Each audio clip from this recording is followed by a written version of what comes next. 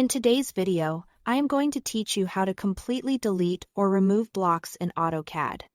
If you've ever cleaned up a drawing and wondered why certain block names keep hanging around even after you think you've deleted everything, this walkthrough is for you. We're going to focus on removing unused block definitions from your file so your project stays lean, organized, and easier to manage. Start by opening AutoCAD and loading the drawing you want to clean up. Give yourself a moment to glance at the command line near the bottom of the screen. AutoCAD's command line is your fast lane to tools, and we'll use it to access the cleanup feature. To open the purge dialog, type purge in the command line and press enter. This brings up a dedicated window that lists named objects in your drawing that can be safely removed if they're not in use. Think of it as a tidy-up station for everything from blocks to layers and more.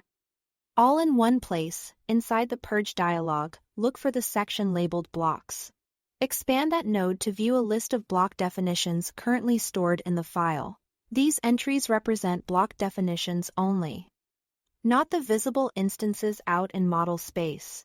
If a block appears here, it means AutoCAD has identified it as unused and eligible for removal.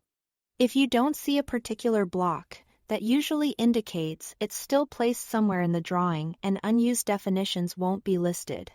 Next, select the block name you want to remove. Take a moment to confirm you've picked the correct one, especially if you use naming conventions that look similar. When you are ready, click Purge Checked Items. AutoCAD will remove the selected unused block definition from the file. If there are nested or dependent items tied to that block, and they're not in use either, the purge will handle those as well. If the button is unavailable, that simply means here is nothing to purge for that selection. If your goal is broader housekeeping, you can choose Purge All to remove all unused named objects including blocks. In one action, this is a powerful option that clears away any definitions AutoCAD recognizes as unused, helping reduce file size and potential clutter.